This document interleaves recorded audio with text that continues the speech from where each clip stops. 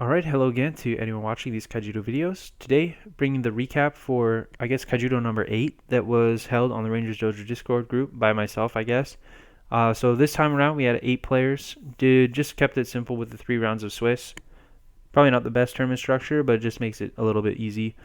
So yeah, if you're interested in any of these tournaments or playing yourself or anything like that, feel free. I'll probably leave a invite in the description, so if you feel to join, participate in the discussions, maybe participate in the tournaments. We do play all these through Cockatrice, so you'd have to set that up. But yeah, we just another kind of simple open format tournament, so everything's legal. We play with Iris Storm because it's on Cockatrice, and then Bottle of Wishes is of course restricted to 1 copy. So that's kind of the rule set we go with.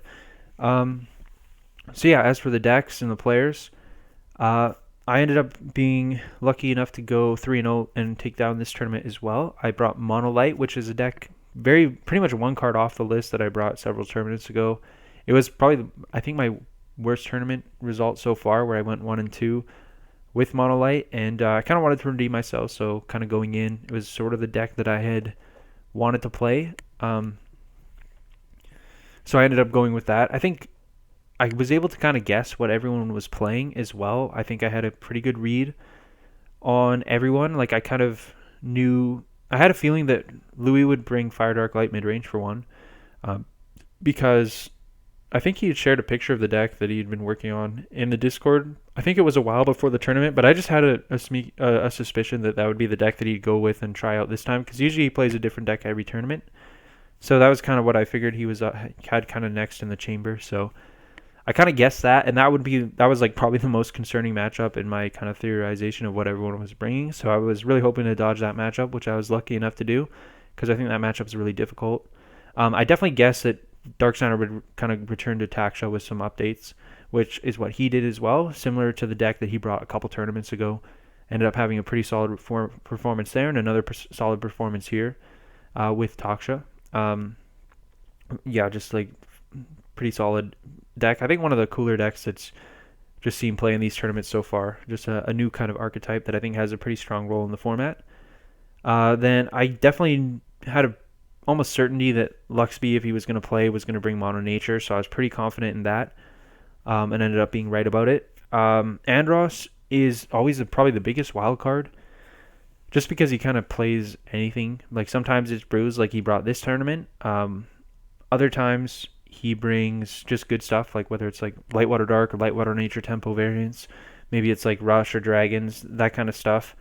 I felt like Monolite is generally pretty good against the decks he brings, but maybe this time not so much. This time he brought a really spicy brew, probably the spiciest deck of the tournament, where he brought basically Veilslip Magaria, Veilslip Blackfeather deck, but then also mixing in like Oathsworn Calls and Corals to set those triggers, and then cheating in stuff like Lyra and Vang as well. So it's kind of this like anti-aggro combo deck, but it does have some consistency issues, so I'm not really sure exactly how strong it really is against most aggro decks. It feels like it should be a favorite. In my testing, it ended up being kind of maybe feeling like 50-50-ish at best, maybe against Monolite. So I'm not really sure exactly where it lands. It definitely has some flaws, but it was also just a really good list. I think really hard to make changes for that kind of concept with from what Andros ended up putting together. I think it's pretty close to what, like, it's really, really tight list, and I think managing all the different aspects of it, I think he did a really good job putting it together. So I'm not really sure exactly where you go with it, but I think a pretty interesting concept. And so one of the decks I'll probably go over in more detail, but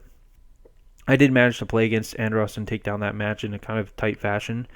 But yeah, super high variance deck, so it's really hard to talk about matchup percentages with it, because the games just feel so ridiculous. Like one little thing can change the whole result basically. So kind of hard to talk matchup wise, but it feels like it should be like a pretty good anti-aggro deck. But I was really hoping that Andros would probably be on some other just like kind of generic like aggro-y deck, and that Monolite would have a good matchup. So that ended up not necessarily being the case, but I managed to be lucky enough to take him down in the first round anyways. So that was the one where I just had no idea. Quad Alpha, I also kind of heavily predicted, like I was pretty confident, almost guaranteed that he'd bring Water Dark aggro this time, just because I know he brought it last tournament, and this time, and he talked about some of the changes he wanted to make, and so I was pretty confident he'd try that deck out and just had it in the chamber ready to go for this event. Just, I think several cards different than the list he brought last time, but still the same kind of Water Dark Rammus aggro deck. And then White Ranger, I think probably most people could have predicted that he was going to bring 5 Mystics for this tournament. He did put out a bounty for anyone who could pull off a win with the Mystics win condition. He'd send them the 5 Mystics playmat, but as you can kind of see, unfortunately, no one really ended up going for that win condition. It's kind of hard to pull off. Like, I think if you want to win with the Mystics, you really have to just try to win the game in other ways, and then do the Mystics thing afterwards, which is very disrespectful to your opponent. Like, maybe you're just slamming like pile control stuff like Havens and Andromedas, and then you just randomly have some Mystics in your deck that you just like fetch up at some point when you could have attacked and killed them like ages ago. Instead, you decide to put out the Mystics. Or in my case, maybe it's like the Coral deck out lock deck, and instead of trying to deck them out, you just throw in the Mystics and just win with that win condition. Like, I could do that, and basically any game I win with that deck, I could win with the Mystics. And so yeah, it would be almost like a guarantee to at least get the win condition pulled off at some point in a tournament. But yeah, I don't know. It just not really in my cup of tea to bring that kind of deck. So yeah, I guess no one really ended up going for it. And that's kind of and from like a metagaming perspective, like I definitely predicted White Ranger to be on a 5 Mystics deck, but the problem is, like, even if you tell someone you're bringing the Mystics to a tournament, it could take so many different forms. Like I just said, it could be some like lock deck, it could be some pile deck that's just randomly playing Mystics, or it could be kind of what it ended up being that White Ranger brought, which was just like basically a ton of Mystics, and then you just throw in as much in the way of like Shield Blast and like removal spells and different kinds of like discard and control tools, blockers, all that sort of stuff. You just complement the Mystics with a bunch of that stuff and try to do it that way. So that's honestly kind of the direction I thought maybe he'd go, but again, like the specific card choices and like how it lines up against your deck, it's really hard to say. So I was worried that, like, depending on his configuration, I mean, it could be a bad matchup for Mono Light, just like generic like aggro stuff, just going against some like pretty heavy control thing, but it could also just be a good matchup. I think overall with with the build he ended up on, it ended up being maybe a decent matchup. I didn't really play test it at all, but yeah, I felt like I think Mono Light would be have a decent matchup there. So I think my matchups overall, like, I like the fact that, like, if Andros played an aggro deck, then that'd be kind of like half the field playing aggro, and that would be really good for Mono Light. So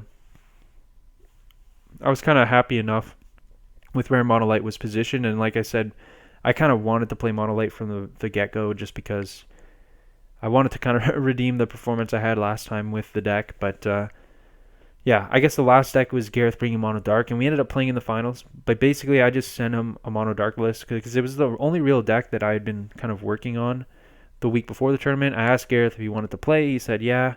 I asked him what deck he wanted to play, and then I talked about what I'd been working on, and he just said, yeah, that sounds cool. Send me the list. So I sent him the Mono Darkness deck, and then we kind of went back and forth on some card choices, but then he kind of ended up just sticking with the list that I had sent him. We did a little bit of play testing, and then yeah, but didn't really amount to any changes really. But I guess the Mono Dark deck more than the Mono Light deck is something that I really tune the deck for. Like, I definitely, in building Mono Dark, I kind of used a lot of those metagame predictions, like especially for the lists that, because in my, like, when I had been messing around with Mono Dark, a lot of the lists I were trying were just like kind of self-mill goofy stuff, but in actually preparing for the tournament more so, I was actually like kind of working on builds that were definitely geared to counter all the aggro decks that I expected, with like Taksha, Mono Nature, Water Dark in particular, and then maybe Mega Bugs or something along those lines if Andros was to bring it. So yeah, overall, and then I think like the head-to-head Mono Dark versus Mono Light, it's actually probably a 50-50 matchup-ish. Like, I kind of assume maybe Mono Light would be a slight favorite, but also Mono Dark has a bunch of problematic cards. So I think in actuality, the more I kind of play tested the matchup on my own, it felt like Mono Dark was actually just, if anything, Mono Dark's the favorite. It's probably around 50-50 though. I guess, yeah, it is just kind of hard to say, because I think Mono Light's side of the matchup is a lot harder to play because it's a lot more just like picking your weird positions, and it feels like you can get blown out a lot by reversals and like Terror Pits and shields and stuff like that. Whereas Mono Dark's a lot easier to play the matchup, which is kind of makes it, maybe in practice it's even more favored for Mono Dark because of that, because if you just draw like the control-y, mid-rangey Mono Dark draws, then it's really easy to just play the game in that kind of controlling mid-rangey way, and that wins you the game. Or if you draw like the really good aggro draws, you just play the game in that way and you win the game that way. So it's a lot more like intuitive and natural, and it just, the cards you draw that win, like the types of draws that win the game, involve drawing certain subsets of cards within your deck that lead you to play in the way that wins the game, right? Whereas mono light, you just kind of draw the same stuff every game, and it's more about just picking your spots, and that can be really kind of awkward to do, and it really kind of difficult to do in each situation. So I think overall maybe mono dark's easier to play in that sense, so it makes the matchup a little more favored for it if you're just kind of sitting down in like a tournament setting. So yeah, I was kind of worried about that, but ended up being able to take down Gareth in the finals anyways. But yeah, it was definitely a fun tournament. And I guess I'll go more into the decks. Probably talk most about Mono Dark and maybe the Andros's Brew, and then everything else to talk a little bit more briefly about. So yeah, that is the overview from the tournament, and then now I will get into the deck list. Starting off here, we have my Mono Light list. I've been happy with this list overall. I like having the 9 blasts. I like having just the low curve. I like the triple source happens, or it just comes up pretty important in a bunch of matchups, just getting over certain power thresholds, whether it's like getting your Cloudwalker drones like past Sumo Artichoke, or your like Chasm Entanglers to trade with Sumo Artichokes. Obviously, Cloudwalker requires like an Enforcer in play too, so it's a little more harder to set up, but still just getting it to 3,500 power is pretty big. Getting your evolutions to 7,000 power is pretty big as well, so I think Source just comes up really nicely as like a kind of pump spell at times. The rest of the deck, pretty happy. Like Keeper of Laws can be mediocre in some matchups, but also just like really important. Like even against a deck like Light Water Dark Tempo, I find that it's like really important to just like play like the slower paced game sometimes. So I like that aspect. I really like Chasm Entangler as a 1-mana blocker to oftentimes protect your attackers, and also just adds that extra defensive layer that I think is just really what makes this deck super good at what it is. Because overall, I feel like Mono Light is just a very, very strong anti-aggro deck, because like it's really hard to say universal statements in Kaijudo, because there's so many good aggro decks and just so many different flavors of aggro. It's a lot about just there's so much viable stuff that's got enough of a difference to all of it that it's really a lot about just finding out what different stuff lines up against what other different stuff. Like it's a very kind of difficult thing to make just kind of super general statements, because there is so much different stuff out there, and it's really about, and everything kind of lines up a little bit different against other stuff. So I use the words different and stuff and line all over the place in that sentence, so I don't even know if that made coherent sense, but that's kind of the idea. Like there's just a million different flavors of aggro, and it's all kind of good against in different areas and different degrees. So but I find that Mono Light tends to be very good against almost all of it. Like I think it's anywhere from like a slight favorite to usually a heavy favorite against most other aggressive decks. And I really like that about it, because the other aspect of the deck that's kind of nice is that your bad matchups are not usually like awful. Like even like if you go against a control deck that's good against Mono Light, or like a mid-range deck that's good against Mono Light, like you still maybe have like 30 to 40% chance to win, right? It's not awful. You have your odds. You can always just like capitalize on a poor draw, because this deck can goldfish like a turn 4 kill sometimes, right? And now usually that's not too likely, especially because that's part of what makes your bad matchups bad, is because you can't just like roll them over. But usually they have like enough good shield blasts or like cheap slayers and blockers and stuff that get in the way, so it's kind of hard to consistently do that, which is why they're bad matchups. But for the most part, like you still have that ability to do that. So I really like Mono Light for that reason. Like if you compare it to other anti-aggro decks, I'm not really sure. Maybe like Raijinku's Shield Blast deck, for example, that he brought to, I think he won maybe a tournament two tournaments ago, I think, like that. I think maybe open number 6, I want to say. I forget exactly, but I think he won with that kind of Shield Blast deck. And that's another one that I think is very much geared to be like an anti-aggro deck, right? It's just a ton of Shield Blast and like defensive stuff, shield regeneration, all that kind of stuff. So it's definitely meant to be countering aggro, but the problem is that deck's bad matchups are almost deterministically losses. Like you go up against certain kinds of control, or even mid-range or dragons, depending on their build, and especially if your opponent knows what you're doing, that kind of deck can get exploited to such a severe degree that your bad matchups are borderline unwinnable, like 1%, 2%, maybe like sub 5% odds to win a match, right?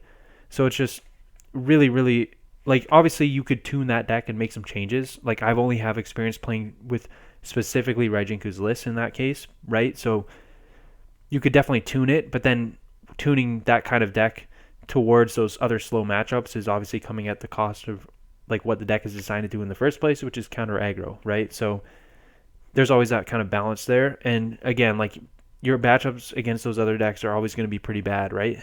Whereas like Mono Light, again, you have like a higher floor to your bad matchups, I find, which is something I really appealing because I think even against aggro, I would argue there's a lot of aggro matchups where this deck is like better than the Shield Blast control deck. Like I think it's even more, maybe more consistent. Again, there's so many different flavors of aggro. It's really hard to make any like super general or like big statements like that. But I think my own kind of like personal assessment is that like Mono Light is a more consistently effective anti-aggro deck than even that like Shield Blast control deck. So I feel like it has a really solid place in the metagame because of that.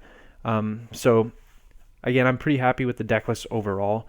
I think like I touched on, like Chasm was one of the cards I definitely thought about cutting, but especially for this tournament, I find it's really important against a deck like Mono Nature, and I wanted to be good in that matchup because I knew kind of Luxby was going to be playing, so it just cemented the use of Chasm because it's just so good for countering evolutions. Because like one of the big things, if you want to make an aggressive push with your own evolution, like if they just drop an Anjac, that's like the bane of these kinds of cheap evolutions, like these 4-mana 6Ks, is just Anjac comes down and eats them.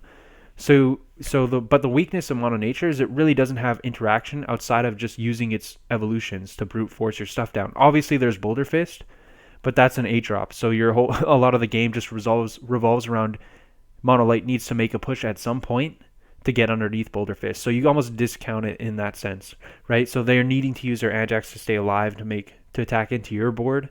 And again, that's where Chasm is such a huge play because it's just like your 1-mana card tempos out their entire turn, right? You just play it as a preemptive answer to their whole follow-up turn, which is so good out of 1 mana.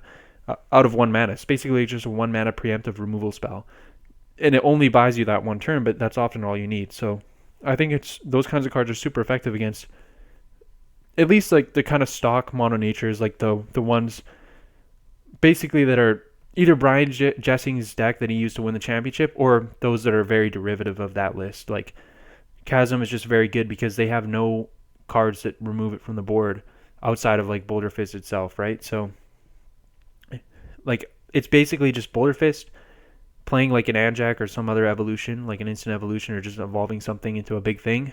That's their main ways of like counter pushing. The other way is obviously like Sumo Artichoke out of shields, but that's another card that you can do a lot of calculation and playing around it and stuff like that. And it's one of the big points of playing the Mono Nature matchup is just managing artichokes basically. So yeah, I feel like Chasm's really good in those kind of Evo races where it just 1-mana preemptive answer to your opponent's turn. And again, more effective against other decks, some decks than others. But a big part of what makes this deck good against something like Mono Nature is Chasm Entangler. So I think it's a pretty invaluable card. And then just 1-mana bait is always super crucial, honestly. So really nice to have access to, even though it is kind of a blocker in a rush deck. But or maybe an aggro deck, I don't know about calling this deck rush per se, but yeah, I think the only card that I really changed from the previous list was Sunstorm Dreadnought. I think it used to be Sparkblade Protector. Honestly, I don't think it really matters too much which one you play. I mean, all my testing is kind of anecdotal. Like I think it's so marginal. It's like 1 in 100 games it comes up where you lose a game because it's one of them and not the other, right? And I just felt like in all the games I played, I lost like a couple more games because my Sparkblade Protector couldn't evolve on a Saurus or couldn't evolve on a Salvation Reckoner. I lost a couple more games that way than I had won games specifically because it was Sparkblade Protector, because it had blocker, because it could buff some stuff when my things died. Like those effects come up so rarely that I felt like it ended up being more valuable to have the Dreadnought so that it can just evolve on anything, even Keeper of Laws at times, but again, it's so marginal, and it might not even be correct. Like, I don't know, maybe I'm also just like confirmation biasing, like just not wanting to use a shiny card because the foils feel like they clump together when you play a deck like this in paper. So, I don't know, maybe I was just annoyed by by the thick promo foils that Sparkblade Protector is. So, I don't know. It could be any number of different random stuff going on, but I felt like Dreadnought's fine. Overall, I also tested a bunch of different evolutions. Like General Dorzim was a big one that I thought could be decent for this event, especially like going against Toxic Rush. It's just like a bigger body, dodges Bone Blades, which is fine, but um, like 7,500 power was kind of nice, but still small against other decks like Mono Nature. But it does still give you that defensive utility, right? Just being able to give your small stuff blocker could be good against Mono Nature in that aspect. So I think General Dorzim's fine. I tried Halon as well, just like evolve on an Enforcer, probably worse than Dorzim, but just big body, 8k. I tried even like a one of Regent Sasha, but it just felt way too much of a dead card often. Like it's just very niche circumstances, and it just overall, I just felt like the speed of just having that 4 mana double breaker is really what you want. So that's the kind of thing that I went with. You could also try cheaper evolutions like Nova Cruiser and stuff like that too. Um, Not really a fan of Rhoda Gale. I never really understood that card. I guess it's decent, but yeah, I'm not really a fan of that. So yeah, overall, um, yeah, I think I'm pretty happy with the list. I think you could always tune a little bit of stuff, but I think pretty happy with the role it fills in the metagame, and I think it does it really well. So yeah, I ended up doing pretty well in this tournament for myself as well. So was kind of happy about that. That is the Mono Light deck that I brought. Again, very similar to the list I've shown so far of this deck.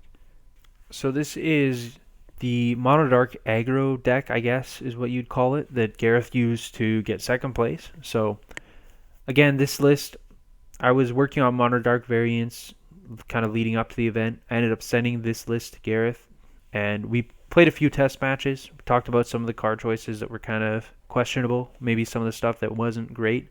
Kind of discussed it. I made points for why some of the cards were in the deck, and then kind of went back and forth. And he ended up just playing the list that I had sent him. But yeah, I guess overall, I think it's a fine deck. Like I said, I think it's probably one of the weaker decks that's ever posted a positive record. I think overall the problem is it's kind of like a bad Monolite where it's kind of designed to be like pretty good against other aggro decks. The problem is it's like a lot less universally good against aggro. Like there's a lot more aggro decks that it's just weak against or not that great against compared to Monolite, and it's also probably weaker in its bad matchups as well, right? It's just there's a lot of its bad matchups are just kind of bad. Like your cards are kind of unimpactful, and I think a big part of that is like you're really a lot of your like matchup defining cards.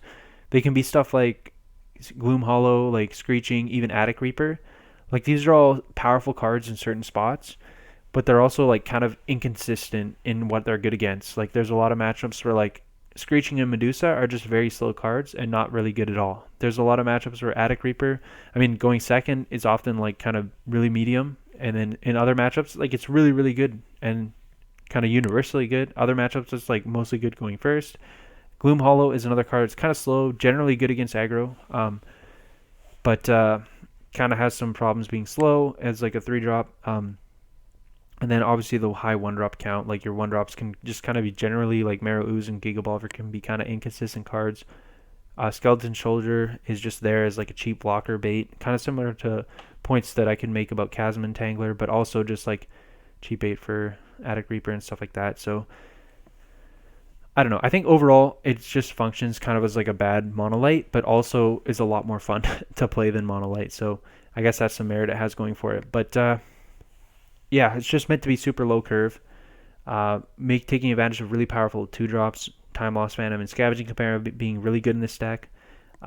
Forsaken Puppet, a great 1-drop on turn 1, especially on the play. Attic Reaper, I think, is like a really nice card. It looks really awful because it kind of is. Like I said, it's super kind of situational, kind of like matchup dependent. Overall, it's like kind of a really, really bad Torhelm. Because Torhelm is like almost universally good, just really efficient, good in every matchup. Like 5k is great. Being able to eat things is great. Obviously, the difference is Attic Reaper has the advantage of like being able to kind of like kill something and also attack your opponent at the same time. But what it kills is way more narrow than something like Torhelm. Missing that passive effect is also kind of sad. Like Torhelm is just way better, but there's a lot of room underneath Torhelm to still be a decent card, and that's I think where Attic Reaper shines. Like it's still fine. Like against some of the slower aggro decks, like Mega Bugs, for example, like you go in first with an Attic Reaper, you just blow up their turn 2 play, you're super far ahead, even if they have like a Sword Horn on turn 3. Like, but that is kind of the problem. If they have Sword Horn turn 3 and you're going second with Attic Reaper, it's a lot worse. So, yeah. It's kind of a fine card, but I think it overall it plays well into what I was doing, and I felt like a lot of the choices and why I felt like this deck was decent. A lot of the arguments I made for some of these cards came down to like being choices for this event, honestly. Like knowing that like I think Claude would be on Water Dark Rammus with like neurons and stuff like that. Like I felt like Attic Reaper is actually really good against that. I think Toxic Rush from Darksigner was another deck I expected. And I mean, Gloom Hollow and Screeching are insanely strong against Toxic Rush. So that package alone is great. Even my own Monolite deck, I think like Screeching, Gloom Hollow, and Medusa are very good against. So yeah, I felt like it was decently positioned. Again, like I think that's the thing is compared to Monolite, again, much worse deck. But against the aggro decks that I expected for this tournament, like I think it holds up pretty well in comparison to Monolite. So I felt like it was kind of decent in that respect. Um, so yeah, I think overall fine. Like in testing, the cards that we really felt like Gareth and I felt were kind of medium, and the cards that Gareth pointed out to me were like Screeching, Medusa, and then basically all the 1-0s were kind of questionable as well. Um, so to talk a bit about those, obviously, like Gareth mentioned, Screeching, and I immediately made the point that like, look, I think it's going to be really good for this event. Again, like I think Darksigner is going to play Toxic Rush. Even I'm going to play Monolite, and it's really good in that matchup. I think it's also like still fine enough. Like the problem again, it's kind of slow on the draw, but it's still good against aggro matchups. Like it's not very good against Mono Nature, but it can be kind of decent on the play sometimes if they have a slower draw. It can be decent on the play against Claude's deck, and even later in the mid game, it can be fine. So yeah, I felt like it's just a fine card. Has some utility in other matchups too. Medusa is a little more sketchy. I think one of the weaker cards in the deck overall. Just very slow. It really functions as like it's best as a combo card with Gigabolver, obviously. The rest of your cards, like I guess the problem is it doesn't really add an attack to your board usually, because like if you're going on a Screeching, like you're basically it's just like this conditional Terror Pit. Like it gives a boost to your creature and a discounted Terror Pit, which is nice. But the problem is like it's also conditional on you having that bait, so it's just kind of a clunky card to play with. And it usually is just very polarizing in where it's good. Like it's rarely good in many matchups. Like Mono Nature is really not very good except situationally.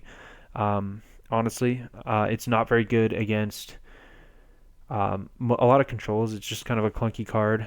But I feel like where it's really good is like a lot of the slower aggro matchups or more interactive aggro matchups.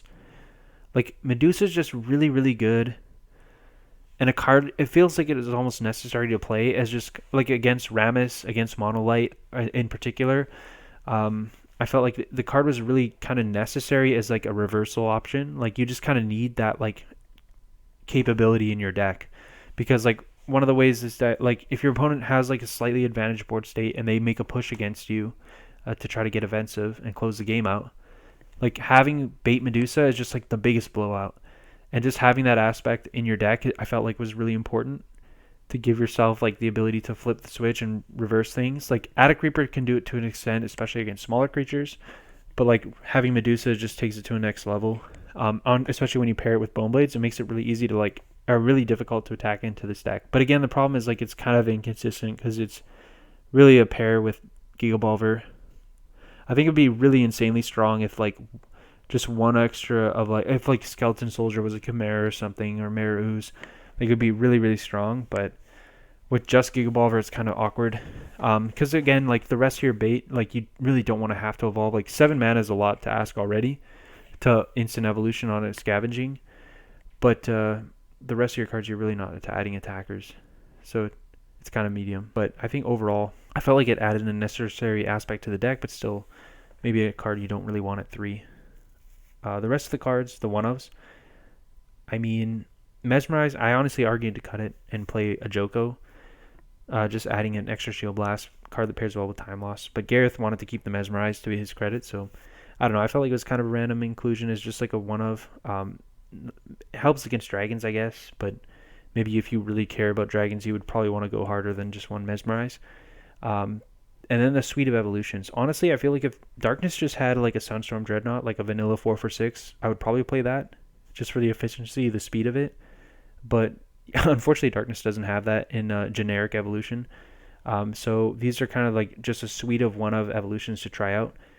Gareth was like dead set on playing the Taskmaster, honestly, because he likes the art, I think was his argument. So not the most insightful stuff there, but I mean, to his credit, I think the card was actually pretty good. Again, just like the grindy aspect of like the recursion effect is really not what it's there for. Like I built some slower builds of this deck, mono dark decks with the self mill stuff, and then trying out 3 copies of it. Like obviously being small power, like 7,000 power, is kind of unfortunate in the face of stuff like Anjak, but it's really just there as like a generic.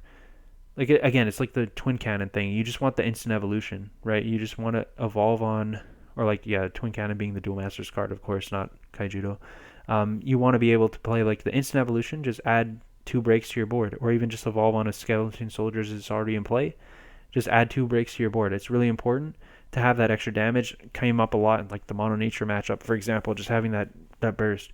Other matchups as well. It's just really really nice. And unfortunately, it comes on a 5 mana card, but I mean it was clutch. It also was like really relevant in like the mono light matchup, just being able to like attack over Blind Beetle Prime and then like pick up maybe like the Gloom Hollow that it killed. Like it just being 7k was really relevant. So in certain power thresholds, like again for this tournament, like 7k was a nice number because against like Taxra Rush and Monolight. But it's also kind of bad against Rammus and Anjak and Rolcor and all that stuff. So it is a bit small. It is a bit maybe again like you just prefer the speed of a 4 drop, but I think it's fine. And maybe you could argue for a second copy, maybe cut down on a Medusa or something, just for that extra little damage output. Slithering Phantasm, kind of similar. It's harder to use as like that burst card because it is a Vortex Evolution, so it requires more resources from hand to do that. And then if you're evolving on play, you're not really adding as many breaks. You're only, right? So it's not as good, but the card is really actually impressive in certain spots. Like there are some situations where you can just blow your opponent out. Like if Mono Nature just decides to get frisky with like a charging Great Claw early, and like they have a couple cards held back in their hand, they attack with the Great Claw, and then you just drop Phantasm, like blow up their hand, blow up their board, and now you just like kind of win the game on the spot. Like it can be insanely strong at times. Even against Monolight, this was another card that was just like insanely powerful, just like attacking over stuff, just ripping the rest of their hand. Yeah, just really situationally powerful, but again, like it's a Vortex Evolution, so it's kind of inconsistent to use. I could still see playing 2 copies or something just because it can be that powerful, but it is still kind of awkward. So it was another card to just try as a one of, and I think I was impressed with it in the games I played with this deck. I think Gareth was impressed with it too. Whether it merits more copies is kind of up for debate, I guess, but I could definitely see maybe adding more 2 drops to the deck and then playing more of these, lowering the curve, like moving away from Medusa probably, and then adding more like Phantasms could be a direction to go. So that's fair. Maybe moving away. I don't know. Screeching is slow. Like again, maybe it's kind of meta dependent, but I could see that. So kind of interesting. And then yeah, I think the last card, Shifting Scaradorable. Again, probably one of the sketchiest cards. I feel like this card is just this like weird, has its like roots in my brain somehow, like where there's this really intuitive instinct in my mind. Like every time I want to cut this card, I feel like the deck gets slow. Like it's the same with every time I built like a mono dark aggressive deck and I've like thought of had shapeshifter in there. It always feels like if I cut the card, I just lose the speed because it's just I feel like it's like build your own Heal of Flame kind of card, but it never impresses and it never feels like it wins games, but sometimes it does. Like I mean, it never feels like like the Heal of Flame, like it just they kill it and it comes back and then you play it again and then it just you whittle them down. It's just so slow, and it requires so much more investment than Heal of Flame with just like top decking 1 drops. And I don't know, that rarely comes up, but it's still it just this idea like your opponent, you just need to top deck a speed attacker. So just having that one cheap evolution in your deck, it just feels like it adds that little bit more speed with like you have Attic Reapers and now you also have Shifting Scare or Shapeshifter. It feels like it just adds that little bit of extra speed to the deck, but I don't think it really does, honestly. Like, so I don't know why. Like, I don't know why it has its roots in my brain. Why I have this like intuitive instinct that I need this one of to like just keep that speed. When I don't know if it really plays out ever like that. Like, yes, it does come up sometimes, and you want that. It's like a nice top deck situationally, but it really is rarely impressive. And I think Gareth mentioned that wanting to cut it, but I was like, no, you have to keep it. You need that top deck. You need that speed attacker. But honestly, it's pretty bad. It is pretty bad card. So yeah, it should probably not be in the deck. But part of the thing too is we weren't really sold on what to add. Really, like we kind of wanted to try out like the suite of one ofs, and then the rest of the deck felt like it was decent. Again, I felt like Medusa was kind of maybe a necessary evil for the tournament. I don't think that really held up. Well, I don't know. Maybe it did. It was a big part of why this deck felt like it could beat Monolite. Obviously, in the tournament, I ended up beating Gareth anyways, so didn't really come up. But well, I mean, obviously, it gave him a chance, right? Like it was good because he did top deck hit and it made game 3 kind of close. So I don't know. There is that. So I don't know. Overall, I feel like the deck is pretty fine. I like most of it. I think Screeching is probably worth playing, but maybe not in 3 copies. I think Medusa probably worth playing, but not in 3 copies. I think I like having the 6 Blast. I think Attic Reaper, as much as medium as it looks, I think it does offer like a really powerful dimension. And again, it's really strong on the play, like especially 1-drop into Scavenging into Attic Reaper, attack, unleash, kill your 2-drop play. Like it's really, really nice to do. And then you get to pick up the bait. So I just think it's really nice. And that's also kind of what's cool about having like the Shapeshifter is it gives you one more like card to make use of that bait that you pick up on, where you can now go like turn 4, you can go like bait plus Shapeshifter. So it does give you that speed, but again, like Shapeshifter it's just so medium overall that I really don't know. But yeah, I guess the problem is like against a lot of control decks and like Tendril Grasp decks, and it is just kind of really underwhelming. Really bad at playing through. I remember that was a funny thing that Gareth mentioned too when we were testing for the matchup against Louis' Fire Dark Light midrange. I remember like playing like Rain Cloud Kraken, and Gareth was just like, "Oh, so you just like lose to a turn 2 blocker," and I was like, "Yeah, I guess maybe you do." Like especially if they're like a really like punishing mid range deck like that, like they this the tempo loss you have to make. Like yeah, you have the outs with Screeching, but it's turn 4 or Bone Blades. Like it just makes it really hard to attack with your Time Lost Phantom. Like Attic Reaper doesn't really do much to it. I mean, it can get force an attack through for the turn, and then that's kind of fine with like Scavenging Chimera, because then you can like pick up the bait and then get that extra attack through, I guess, or whatever. But yeah, overall, it can be very awkward to play through that stuff against like a mid-range deck that is going to punish you for playing slowly. So yeah, I guess I don't know exactly what the solution is there. I guess it's just the deck is kind of medium, but you could definitely find some ways to tinker around. Maybe like Phantasm is a direction to go, but it is kind of all in, so it makes you weaker to Bone Blades as well. So I don't know. I don't know exactly what direction to go with it, but I like having like I think it was good for what it was. Again, kind of a bad form of Monolite, but a lot more fun to play with just all the 1-drops. I really love the aesthetic of the deck too, especially in paper where it's just like all these like just cool darkness cards and no super rares, which I'm a big fan of. No like excessive promo foils. I don't know. There's something about the aesthetic that I really liked about it, and fun to play. But I think still some tinkering to do with those flex slots. I think everything else could be decent. But yeah, so overall, a kind of cool deck. Again, has its problems, so I wouldn't really recommend this as like a meta player or anything like that, but was decent enough to put up a 2-1 record in this tournament. So that is Gareth's Mono Darkness deck that we worked on together, and yeah, we'll move on to the next list. All right, so here is Louis' Fire Dark Light mid-range deck, I guess. Agrics, Serpents, stuff like that. Lower numbers though, like trimming down that stuff and adding even more cheap stuff. A lot of weenie removal is what I'm noticing. Like I think there's 16 Shield Blast, and tons of it targets small creatures like Drillstorm, Scrappy Punter. I guess mostly Warchief Keel, or although paired with Slayers and other bigger creatures, it takes out other stuff too. Arbiter even just takes down weenie creatures, especially on its own as an early Shield Blast. So ton of stuff at targeting just cheap creatures, cheap bait. And again, like I think I touched on it earlier. I think like Louis' deck was just super well positioned for this tournament. Again, it was the deck that I was most scared of playing when I saw his list at the start of the tournament. I definitely wanted to avoid it. I kind of knew going in that if he did play this deck, it would be a bad matchup that I would want to dodge. So like that for me, that was scary. I think it's just very good against almost every aggro deck that was played in this tournament as well. I think the only one that might give it trouble is probably Mono Nature from Lux B, especially if he plays a uh, matchup well. I think Mono Nature can give this kind of deck trouble sometimes, but even then, with Lyra's as a new addition to this archetype, I mean, Lyra can just do a lot of work against kind of clunkier Mono Nature draws as well. So depending on how things play out, that can be a troublesome matchup, but sometimes even then you still have a chance to do well. So I think just very, very well positioned, especially for our tournaments. We usually have a lot of just kind of random aggressive decks. Not so much Haven control, rarely played in our tournaments. I think Dragons, honestly, I remember trying out a bit of Louis' deck while the tournament was going on, just playing it against some different stuff. Usually testing.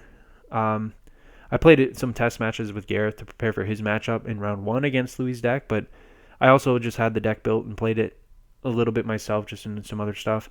I felt like Dragons probably still is a problem for this deck. Is deck two, it's just a little bit clunky, and then Dragons just does Dragon-y mid-range stuff. Even with all the answers to Nyx, like things can still just get out of hand. Herald makes playing a lot of your stuff difficult to do. So, and then like Infernus just does a number on this deck as well. So, yeah, I think overall it still maybe has some holes in what it's good against, but what it is good against, like you're definitely, again, you're really targeting these like cheap creatures and stuff like that, just super well positioned. Like against Claude's deck, for example, against Toxa Rush, I imagine this deck, with the Slayers and everything like that, like Torhelm and Toxa, you have a bunch of answers to. Like Toxa deck, to be fair, it can grind pretty well. I didn't test that matchup, so like I wouldn't be surprised Toxa deck can definitely win, but like you are really suited to handling basically all the other stuff that it can do aside from like maybe a Toxa running away with the game. But again, you still have those Slayers and other things like that too. So like Serpents is like super insane, especially against Monolite. It's super annoying to deal with because it's just bigger than everything. And Monolite, unfortunately, its weakness is cards like Serpents because you don't have like the traditional like, oh, I'll just Finbar bounce it and just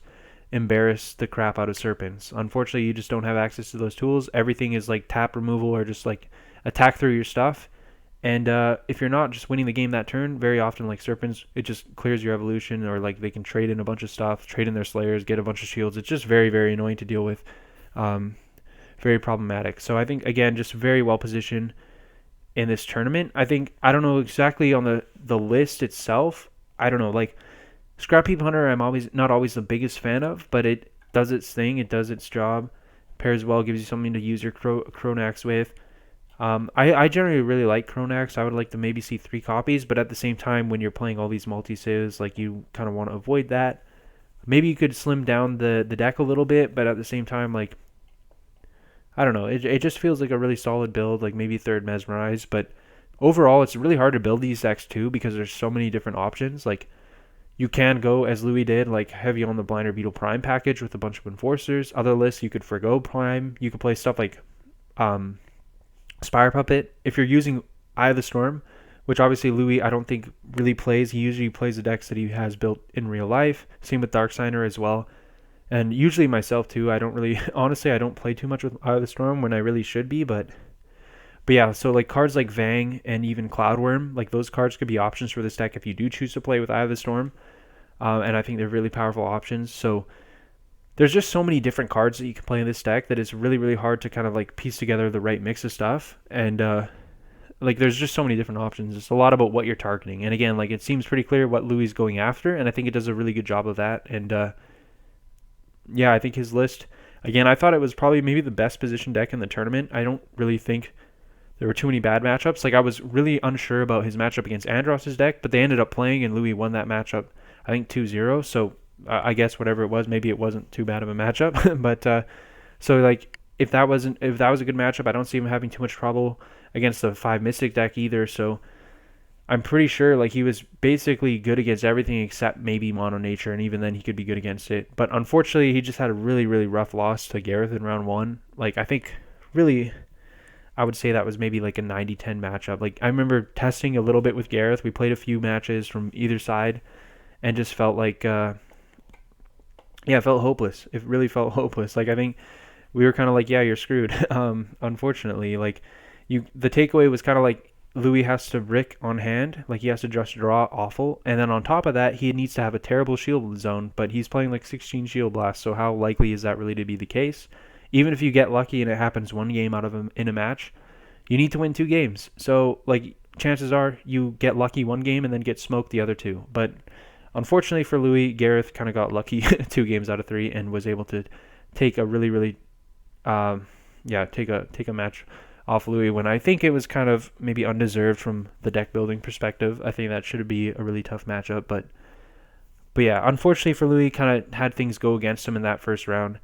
Round 2, though, I think he ended up like performing pretty solidly against Claude, just going against another aggro deck, and this time like the cards showed up. He had his removal spells, he had his shield blast and everything. Even though Claude's deck is a harder matchup than I think Garrus was, like he also just drew a lot better and had the stuff that he needed. So yeah, ended up getting the win there. And then the last round again, going against Androx, really strange like brew deck that I really wasn't sure how that matchup would play out, but I guess Underworld Stalker just is a house there, so maybe just really hard to deal with. And just yeah, so he ended up having a pretty like solid tournament overall, despite that unfortunate loss.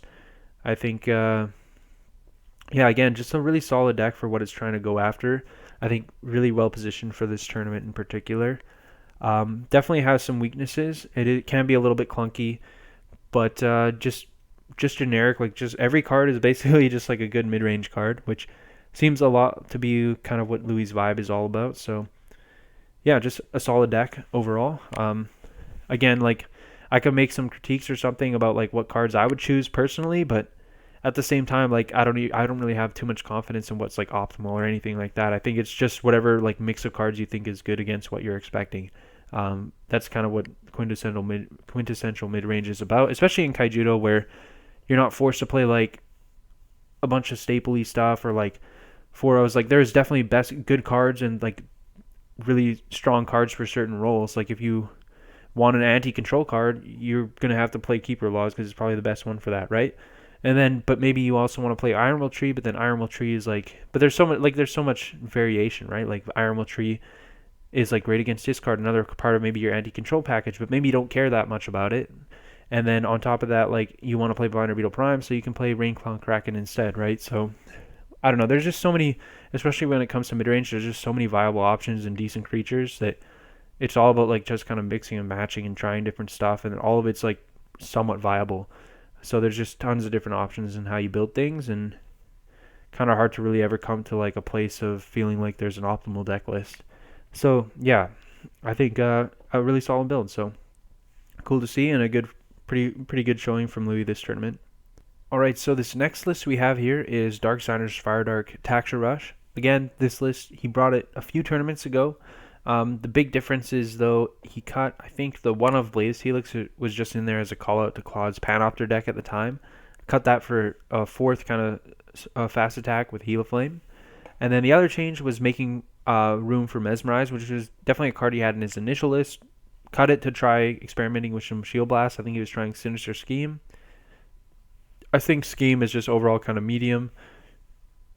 Terrapit's an option as well that I think is like fine. Boneblade's maybe an option as well as another Shield Blast. I think maybe something to talk about is definitely incorporating Shield Blast. I think it is just really hard to go without Shield Blast in Kaijudo. Like even a rush deck like this, like I don't know. It depends exactly, because like this deck, again, there's such a spectrum of aggro matchups. It's kind of hard to say exactly, but I feel like even a rush deck like this, like you're generally good against other aggressive decks, but it still is a really big problem not having Shield Blast, because it's not like maybe Duel Masters and Fire Nature Rush, where that deck just gets under basically everything, and like there are cards that beat it or stop it or blow it out or whatever, but like First Shield Aqua Surfer or whatever the heck, like there's a bunch of different stuff that can go on. But for the most part, like you just get under everyone, and you can just be the fastest deck around.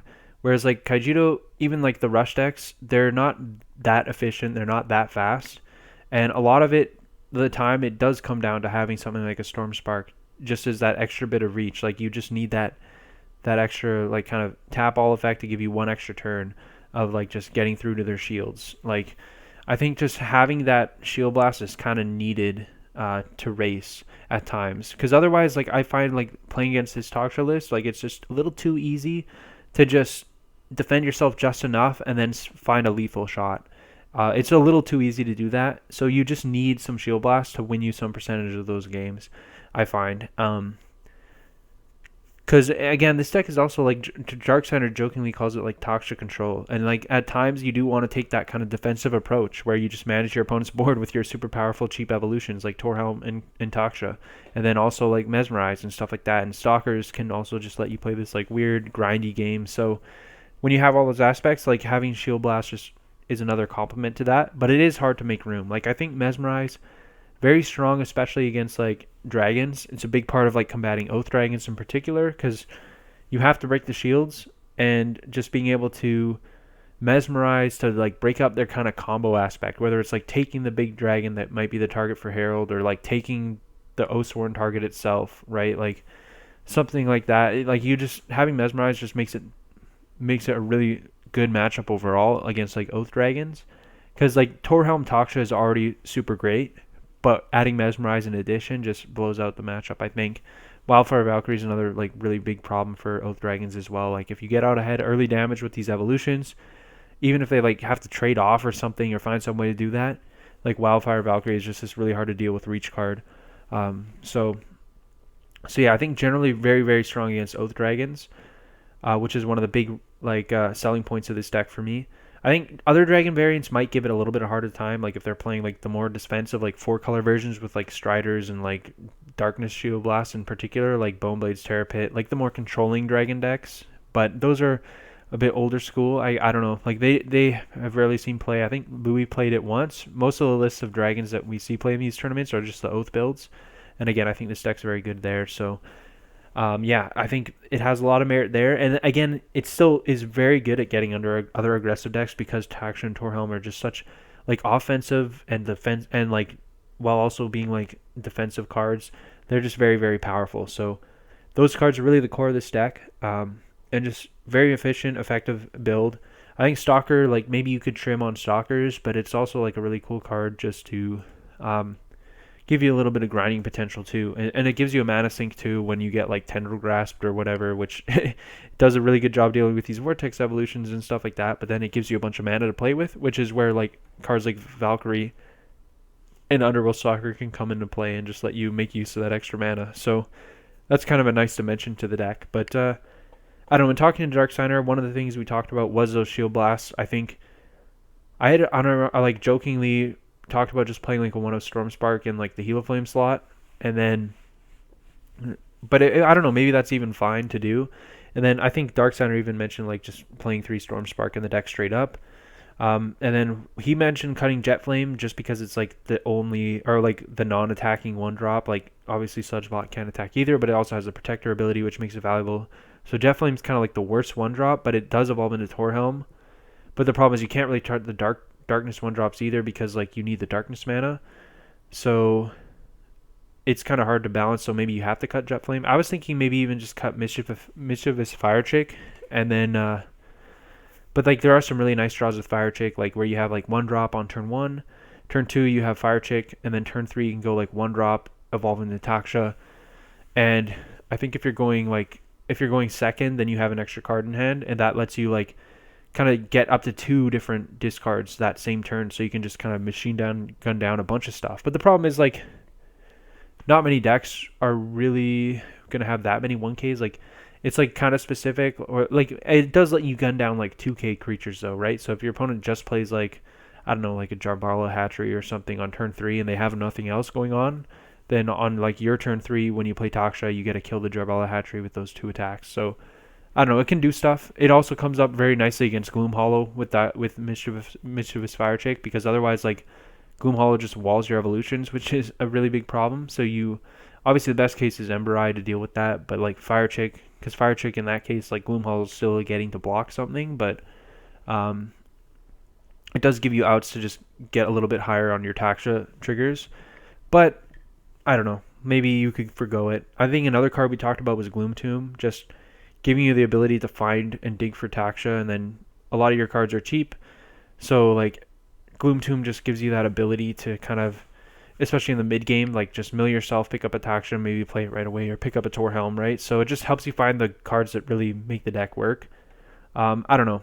Maybe like 3 Gloom Tomb would be overkill, and then but like I don't know. So that's a slow pet guard, but we talked about trying it just because might be worth it. But then maybe you get a little too like kind of passive spell heavy with like all these mesmerize and gloom tombs and stuff like that. But again, like the main gist of the deck is like if you have Torhelm going or like Taksha going, then you're in a good spot. So maybe that's all you need to focus on.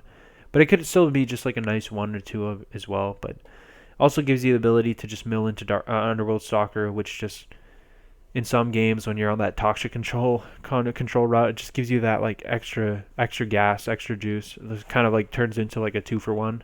So even against like certain control decks that are a little clunkier, like getting that extra value could be good. So those are a couple different options to tune it up. I think like shield trigger is like probably the most maybe important thing to make some space for. But yeah, I'm not sure. Mesmerize does add a lot of utility to like specifically the dragon matchup, I guess, which is again one of the big selling points. Good against Oath Dragons, and then pretty good against a lot of other aggro decks. Like not all universally. I think that, again, this deck probably loses to Mono Light and some other aggro decks out there, like Mono Darkness that Gareth brought, but generally pretty good against a lot of other aggro matchups. Like I think the first tournament Dark Center played this deck, I think he beat me when I played Water Nature aggro. I think he also beat Andros when he played like Water Dark Tempo, and then this tournament, like he beat Luxby on Mono Nature as well. So he's beaten a bunch of the different aggro decks that he's gone up against with this, and I think it does a pretty effective job in those matchups. So I think a really, really cool deck overall. Really has like some specific merit in the metagame, which I think is really cool and just does its thing. Has some maybe tougher matchups, maybe a little bit like vulnerable to just kind of not drawing your Taksha, which is kind of unfortunate. And then like you have Torhelm as a backup, and usually that's very good as well. So it has enough consistency that it's pretty solid deck. So yeah, really cool deck that we've seen play in these tournaments, and another strong performance from Darksiders with this deck too. So was cool to see. Next we have Luxby's Mono Nature list. So this is pretty close to the list that I sent Lux when he was kind of just messing around with Kaijudo. I sent him a bunch of different decks that I had built just so that he could get a feel for the metagame. And I think Mono Nature ended up being one of the decks that he kind of liked to play, and felt I think one of the things is like decks that are aesthetically pleasing to him, and he liked the layout of just like the Mono Nature deck. So yeah, this was one of the decks he gravitated towards. I think the only real changes he made from the list I had sent him were, I think, cutting Pesky Pineapple, which is also a card I don't really like. Cut that for Pouncing Crickant. So yeah, I'm fine with that change. I think you could also consider Jackalax or Savage Spawn. I think those are the other two cards. Maybe Flutterbug too, if you're playing with Eye of the Storm. Those are some options that you could try out as well for like some higher power, like our literal power, like 2,000 or 4,000 in Jackalax's case. So I think those are some options. I think it's also very similar to the list that Gareth brought and won a tournament with, which is again was my list from back then. But the big difference there is Toadstool. Again, I think he had like pouncing, or he had the pesky pineapples at the time, which again don't think is the optimal choice. But the other thing was he had, I think, Horned Chameleons. And yeah, I'm not as big of a fan of that card anymore. And yeah, I think Toadstool was a card that I felt like was really good and was maybe probably one of the best 2-drops. Like it's not alongside Many Tribes. Those were kind of the package of 2-drops that I really wanted in Mono Nature. So I'm a fan of Drifting Toadstool. It just speeds up the deck a lot, especially going second. I think it just adds a lot of different opening plays and opening sequences that are powerful. I'm still not sure exactly on what the right mix of opening stuff is. You could also go the direction that the initial Mono Nature list that Brian Jessing played, like just heavy on 3-drops and just go that direction instead. Maybe that's better than the Many Tribes focus, but I don't know. I've been a fan of my build. I don't think Lux has tried the initial Jessing list either, but or I don't think he's tried it himself, and I don't think Gareth has tried it either, and those are both the people that I've kind of sent my list as well that have played with it, to my knowledge. Their feedback was like that they liked the list and stuff, but I'm still not sure exactly if it's just something I'm thinking or if it actually holds up and is actually better. I've definitely tested a lot. I tested a lot of the matchup like head to head, like my list versus the championship winning list, And I felt like my list was definitely a solid, like a strong favorite, just because of all the changes from open format with all this basically this whole suite of like cheaper cards. It just speeds up the deck a lot. Like I think it is a play draw heavy matchup, the mirror match, and like that definitely has a lot of weight. And my list felt like a very heavy favorite going first, and then all these cards mitigated the disadvantage going second to the point where it's like kind of even matchup going second. So overall, my list ends up being just like faster and more favored in the mirror match generally. But again, there's so much overlap anyways. Like there's a lot of games where maybe that doesn't even come up, but in general, like it felt like my list was favored, and I think that holds up. And I think I find it be a little bit faster and a little bit better in open format. Maybe my list but again, that could just be my own thinking. Some of the other players that have tried it, they like the list, but I don't think they've really tried the other one in comparison. So I would like maybe some more feedback for anyone else out there who's maybe tried experimenting with many tribes and Toadstool. I think Prickleback would maybe be like a common go-to inclusion, but for other people, maybe experimenting with open format. But yeah, the other change, like I think Gareth's initial list had 3 turnips, and this one has a Muktak, but I think the list that I sent Lux had actually played 3 Horned Chameleons in this slot, but I had mentioned to Lux that I'd cut the Horned Chameleons from my list that I had been playing with in paper, and the list that I had sent him online still had the Horned Chameleons in there, so I mentioned maybe cutting them because just for more impactful cards. And I mentioned like Turnip and Muktak. I think Muktak is very strong in certain matchups in certain situations, but like for example, like Lux and I played a test match where he had Muktak, and it did a lot of work against me playing Light Nature Haven. But the thing was, like, Light Nature Haven just gets rolled a lot. Like, my build of Light Nature Haven was getting just destroyed pretty consistently by Mono Nature anyways. So having, like, a card like Muktak is maybe not super necessary for those kind of matchups, right? And then Turnip helps a lot against certain other aggro decks, or just, like, trying to stuff that tries to, like, tempo you out or tempo your board out. It's just very strong against, like, Darksigner's Light Water in my testing was something I found when I was, again, like, testing different versions of Mono Nature, the original version, my versions, seeing what was strong about like the jesting list compared to mine in various different matchups. And that's one of the things I noticed is like Turnip definitely has some value, so me cutting Turnip from certain lists just felt like it was probably a mistake. So returning to Turnips, trying out Muktak. I'm still not the biggest fan of Muktak, but it can be very powerful in certain positions. But it feels like it's a lot of this thing where you have the liberty to play super passively. Maybe it's not super necessary. It ends up being kind of win-more-y and slow when it's like you have the freedom to play in this way, but it also just puts pressure on your opponent because like you don't have to act and take risk because you have Muktak, so it is still a benefit, not straight up win more. So it does a lot of nice things positionally, but generally I preferred having more like active cheap cards that were better early games, so I'm not too sure. But yeah, I think overall this list is pretty solid. Still on the 1 Gigahorn Charger, which I like too. Just a heavy evolution suite. So overall, pretty solid tournament. Solid list as far as the tournament went. I think Lux got his win against the Water Dark aggro deck that Claude brought, and then lost like a 3-game set to Gareth's Mono Darkness deck, which I think I definitely built the Mono Darkness deck for Gareth with the Mono Nature matchup in mind somewhat, and I felt like it was overall a favorite matchup. And Gareth and I actually played a lot of that matchup testing because Gareth, for whatever reason, really, really loves playing with and against Mono Nature. I think part of it is just Sumo Artichoke is just this like really fun puzzle card to play against and with, and a lot of the Mono Nature versus Mono Dark matchup was about like just calculating against Artichoke and how much you could afford to play around it, or whether you could like, or just like picking spots to take the one extra turn to set up lethal through an Artichoke, and not just like losing to it, which is kind of obvious, but also kind of fun. So yeah, Gareth played and I played a bunch of that matchup, and we felt like Mono Dark was probably overall a slight favorite. Not a super heavy favorite, but like a definite favorite, especially with like certain opening sequences. Going on the play was a big deal, but Attic Reaper, like a huge part of that. Scavenging Chimera. There's a lot of aspects to what makes that matchup good, but yeah, so we definitely felt like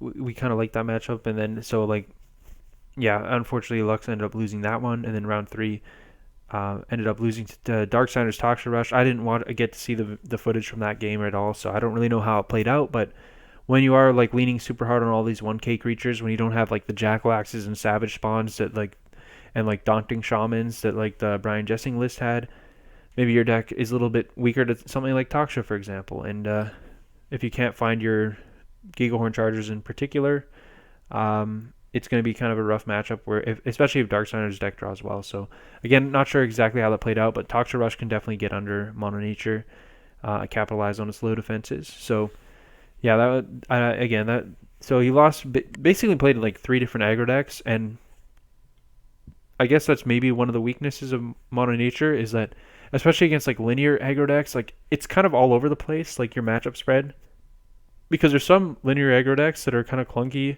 and maybe reliant on like evolutions themselves, and those just get rocked by like Mono Nature's evolutions. But then like Toxic Rush mixes in that super big element of disruption that makes it harder actually for this deck to land its evolutions.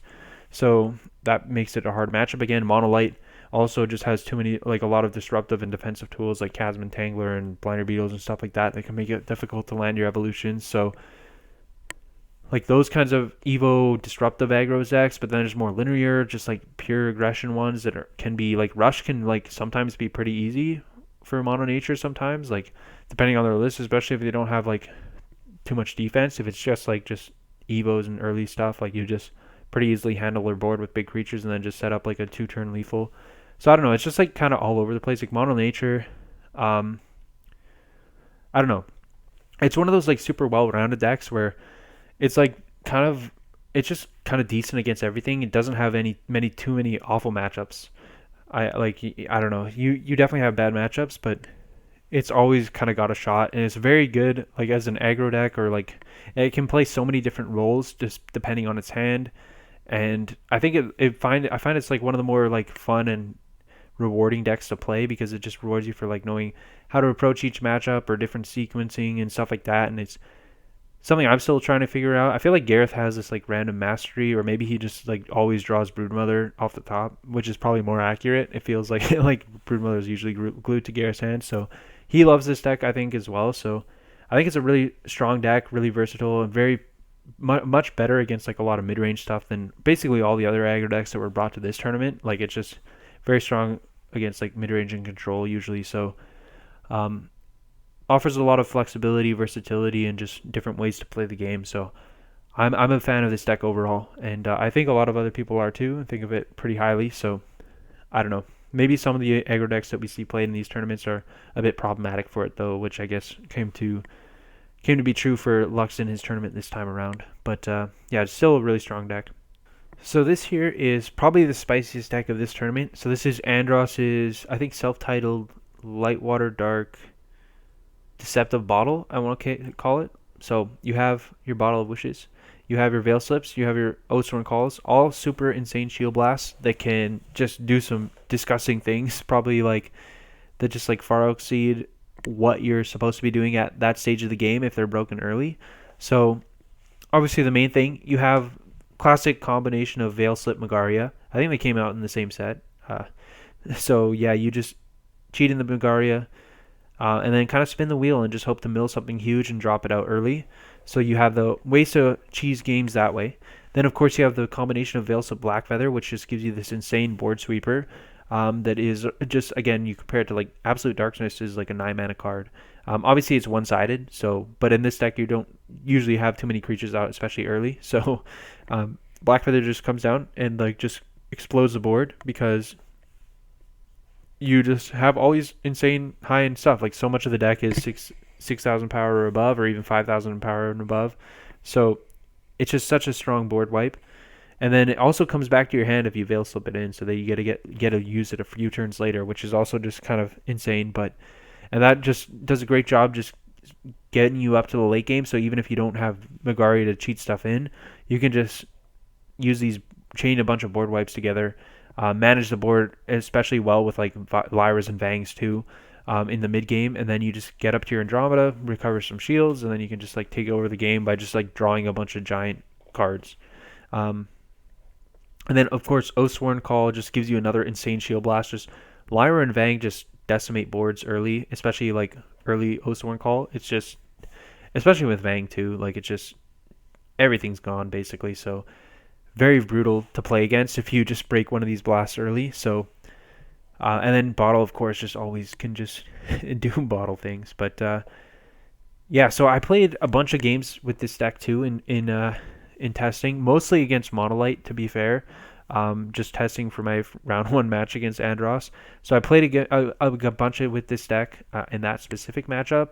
So maybe some of the things I learned and picked up about it as feeling some of the weaknesses and some of the inconsistencies, but also some of the benefits. I feel like maybe it is a little too focused on the Monolith matchup in particular, but I think there was a lot that I learned about it. And overall, I feel like the list is very, very tight. Like, I don't really know. Like, I could think of some cards to try, but it's really hard to think of what to cut because you are managing a lot of different stuff. Like, you want to keep your big creature count. Like, as powerful as Veilslip Blackfeather can be, there is an obvious deck building cost where you have to have this density of hits for it. Now it is fine, like right, a lot of decks like it, Monolite is an example. Like Monolite basically caps at 6,000 power, in my build at least. So you don't need like an insane amount of just like 10, 9, 10 drops for a Blackfeather to be effective, right? You just need to mill like a Lyra or Vang or something. So it could be simpler, right? You could go like a little lower curve in that respect, but then you're missing the bigger things to sweep out bigger creatures as well. So I don't know. I think overall, honestly, Magaria felt a little medium. Like I think maybe that's the one space you could look to change things is just move away from the gimmicky nature of Magaria and just focus more on just like because there are some parallels. Like obviously Raijinku used the Veilslip Blackfeather combination to good effect in his like Shield Blast control deck that he won a tournament with. And obviously I think there were some consistency issues to his approach. And I think like maybe that's the merit to this kind of list is just being a leaner version of that deck. And maybe you do just move away from Agaria. And I don't know, maybe that sounds bad but I think that is like the only way I can really see this list because it's so tight. I really have trouble thinking like I would like to play Havens and that's easy enough. You could like maybe trim some Casses or some Tritonis, make some space for Havens by shifting some numbers around. Maybe Crystal Memory is a card that you could think of as well. It just helps you find the Andromeda, which is a really key part, I think, for stabilizing in the late game because it's not just enough to blow up the board. One of the weaknesses is like reach cards. Like if they get you to zero shields, it doesn't matter how many times you blow up the board. You're eventually going to die when they put together like a find a fast attack or like a because you're so good at managing the board, right? Like Lyras and Vangs, like between those cards with that high density, you just kill whatever they play. Usually, especially with like Arbiters when you get mid game, and then again the Blackfeather just board wiping multiple times. Like you can manage the board really well, but if you're on zero shields, like your opponent's going to top deck a speed attacker, they're going to top deck like the instant evolution, they're going to assemble that, and then they're going to be able to kill you before you get to Andromeda. So a big part of the game is getting to Andromeda, and then Magaria gives the ability to cheat it out early, but I think I don't know, maybe just like Crystal Memory to find the Andromeda more consistently is good. Maybe playing some other cards, like I think like Repulse was a card I thought of as like another random shield blast that like just gets you back that shield, which can be a big deal because if they throw all their resources at you just to get you to zero shields so that they can find that evolution, which was again that's like speaking from the monolite perspective, that was a big part of my game plan is just dedicate what I have to the board to get my opponent down to zero shields and then just make sure I sandbag resources so that I can get to an instant evolution quick enough to close the game from there. Because if I just commit everything to the board, I just get blown out and then I have nothing and then I lose. And like so, I need to manage things in this way where like you just do just enough to get them to try to get them to zero shields, and a bit of that is luck to get to that point. But yeah, if you can get them to zero shields, then they're in a really vulnerable place. So like more blockers is a way to wall up and prevent those like reach cards. Maybe something like Strider that blocks Valkyrie could be like pretty nice, but I don't know exactly where to go with that. Like I think Repulse is a nice option because then it makes it really tough because now all of a sudden like I have to use my instant evolution to break that last solo shield, and then my evolution gets answered by like Lyra Vang or whatever, and now I have to assemble a whole nother evolution just to like break that, get you down, get you to win the game when you're on zero shields again. So now I have to chain like two evolutions, which just becomes really hard to piece together in time to get underneath Andromeda. So like I think that's something I notice. So like playing cards to mitigate that, like maybe Crystal Memory to find the Andromedas consistently. Maybe playing like or just assemble Veils of Blackfeather or whatever else you need. Maybe to play those shield regeneration cards. Like I think maybe that is something worth exploring. Um, but yeah, I'm not really sure. Like a big part of the game, like you also want like the cryonucleus and arbiters because they do such a good job, like just keeping your shield total high, right? Because again, like if I'm trying to mitigate, or if I'm trying to like sandbag stuff just to like try to get you down to zero shields efficiently, cards like Arbiter and Cryonucleus really punish that. And then that a big part of it is just like, again, you're just gonna lose to that like first shield Oathsworn Call or even the first shield Veil Slip. Like if Veil Slip Blackfeather blows up your board too early, you like lose 2 3 creatures. And now like you're super behind tempo wise. It takes you a bit to rebuild. Again, maybe you have to use that first instant evolution to try to get them down to zero shields from there. And then it just slows you down so much that this deck can just kind of draw past, play some interaction with like Vang and Lyras, and then they're gonna get to Andromeda. And that because that one like Oathsworn Call or Veil Slip just like slows you down so much. But if you can dodge the early ones, then you can usually do a good job getting them to zero shields. But then like Cryonucleus and Arbiter just give you more outs to like stalling the game out. And then again, that's less turns they have to find the instant evolution reach card, and that's more turns or less turns you have to wait to get to Andromeda, I guess, or you just have more reprieve in getting to Andromeda. So yeah, I don't know, that's a big deal. So like Corral is also a card. It's like weird compared to Oathsworn Dragons. Like again, like you're using your last shield, like Oathsworn and Veil Slip. It's hard to play around, right? Because you can't just like play through it easily. Like you can't save the last shield Veil Slip and just play around it because it's gonna blow up your board that turn. Usually, like obviously you're gonna maybe take the roll the dice that like maybe they whiff on their Blackfeather or whatever, but in general, like they're probably going to blow up your board. So you can't kill them that turn. But then the thing is, you're going to get them to zero shields because you just save the Coral for last. And that's a big part of it, right? You just save it for last, accept that your board's getting nuked, but just hold back those resources so that you can have the reach or whatever, right? So it's not like Oath Dragons where like Oath Dragons is more easy to play around in the sense that like you can go wide or go through their Oathsworn Call, their last shield Oathsworn Call. So you can play around it in that sense. But at the same time, if you don't have the ability to do that, then their last shield Oathsworn Call is just going to beat you because it's going to drop like a Herald. Or playing around Oathsworn Call and just waiting a little bit longer to try to go through it is also just going to give them the time to land a Herald and force it through. And so at that point, like they drop an Awaken or Andromeda, and then maybe you just lose the game on the spot. Whereas this deck, again, you board wipe, but your opponent doesn't lose on the spot. They have the ability to assemble that reach card because you're not locking them out of the game with an early Andromeda or an Awaken. So there's some differences between like in the ability that like your opponent has to play around those last shield sets with Corral. So that is maybe kind of the weakness of Corral, but at the same time it's still like good. I think it's still good just to guarantee that you have that last shield, that you get that board wipe off. I think it's more about just like maybe finding some cards to mitigate reach. That's nice, or more cards to just like slow your opponent down early and give you more time. I think Andromeda again a very crucial piece, and kind of like I touched on, like maybe the solution is just because I think maybe Andros built this deck with the idea that it was kind of a gimmicky deck. Like it is just like Veil Slip Magaria, which is like a classic kind of like gimmick combo, and then like Veil Slip Blackfeather is powerful, but it's kind of like a cute thing. And then Oathsworn, like just setting it and playing all these like bricky stuff, like just a ton of like expensive stuff. It was kind of built in that kind of like gimmicky way. I think with the idea it's a gimmick, but I mean it's not, to call it a gimmick is kind of unfair because it's definitely like a very focused strategy. It definitely has its like consistency, super high variance. Like it is kind of wild playing with this deck and against this deck because it's hard to put stock in results because literally every game you play with this deck feels like it's like one slight change in the sequence of events. Like one card is like one card further down in your deck or one card further up in your deck, or your opponent's like has like one top deck or not, or it's like so many games are just razor thin margins where you just like change one aspect and it just completely changes the result. Like you're just one Blackfeather mill. Like sometimes you just whiff on Blackfeather and lose on the spot, but if you just like mill one card deeper, it would have like that you just win on the spot, right? It's just crazy how the swings and variance with this deck that it feels like it's really hard to put stock in the results unless you play like a million games, which is kind of confusing about it. So I really have no idea where to weight the matchup percentages. Like for example, I played a bunch of games with Monolight against this deck. I think early in the sample I felt like Monolight was pretty unfavored, but then I figured out how to play the matchup better, and I felt like Monolight was actually ended up being kind of favored in my testing results. but I think it averaged to about 50-50.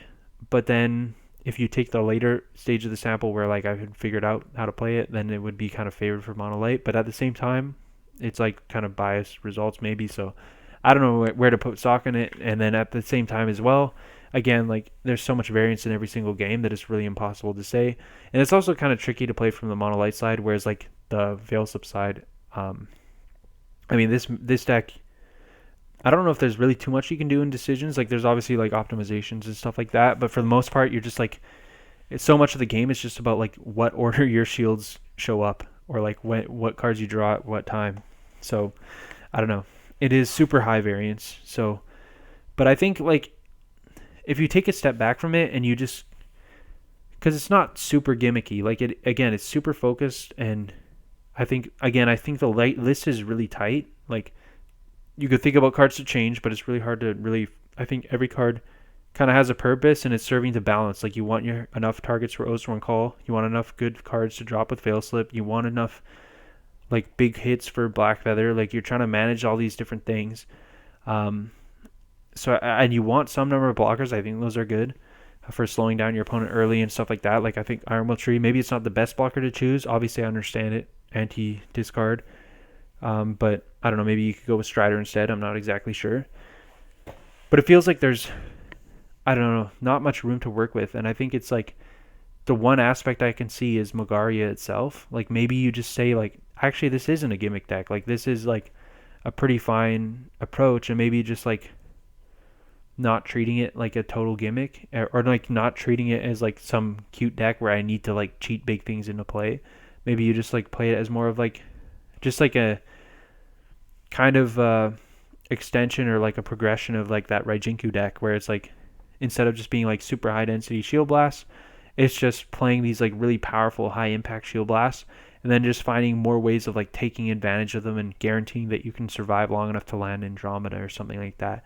So just like moving away from the idea, or just like thinking about it, just stop thinking about like it's a gimmick deck and instead focus on it maybe being like having general like genuine legitimacy, and then just taking that to make your card choices. So I could see just moving away from Magaria because of that, and just like finding more ways of just making sure you can like get to your Andromeda and survive and through your opponent's aggression. So I think if you go that think about it the deck in that light, then I think you could definitely maybe polish it up a little bit more, because I hadn't really thought of that before. Like maybe it is just a kind of thing where you don't need the Magaria, because again, when I was playing this deck, if it's meant to be an anti-aggro deck and Magaria is useless against aggro, like why play it?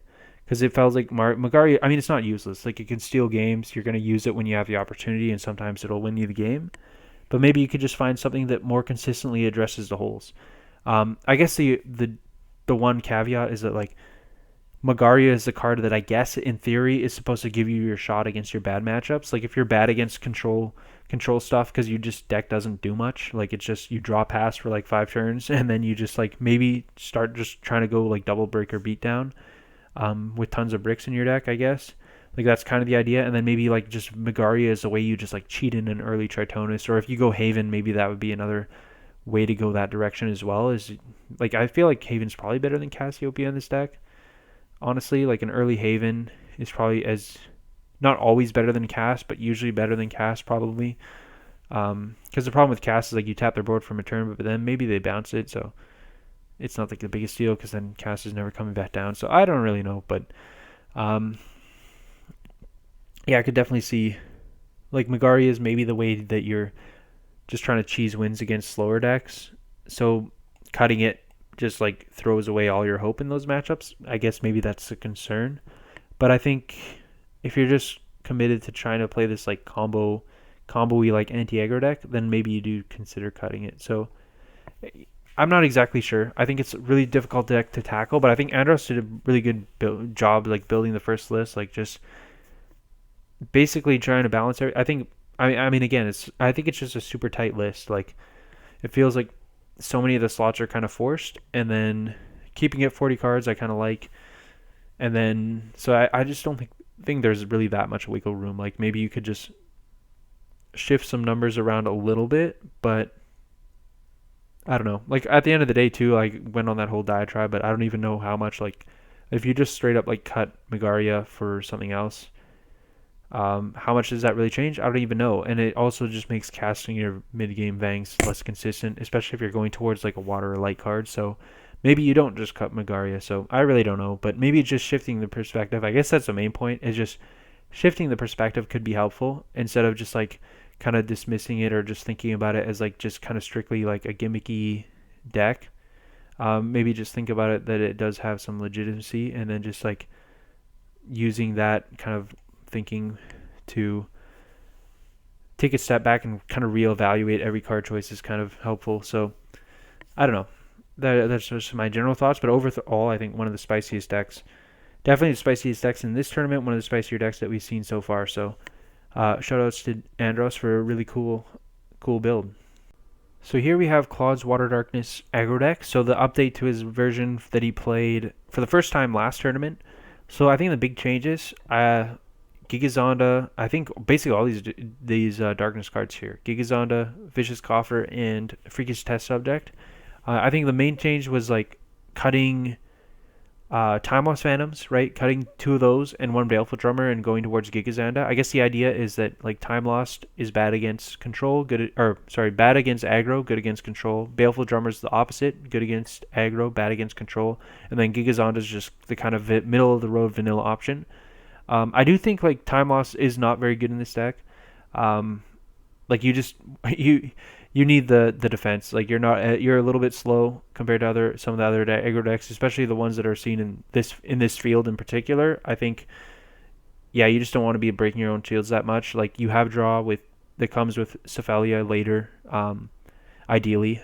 So you have Neuron as well. So I think Time Lost was not the best in this deck, so I think that's fine to identify. I think Baleful Drummer, I'm not the biggest fan of the card, but it does have it, to Claude's credit, it does have its uses. Like 4K is very big, like against Mono Light, it's a scary card. Against other decks too, it's pretty scary. 4K again, big, but I think it just is tough to attack with at times, right? So it's not the most flexible card. So yeah, I'm not the biggest fan, so I don't mind cutting that. But Gigazanda also not that exciting, just straight up 2K vanilla. So I don't know. Vicious Coffer also just clear a bait for Rammus, just sets up for it really nicely. Just fills your graveyard. Ideally, you mill like Rusalkas or Cephalias, and then you can get those back with the Rammus. And then Freakish Test Subject also makes sense. I don't think this was in the first list either.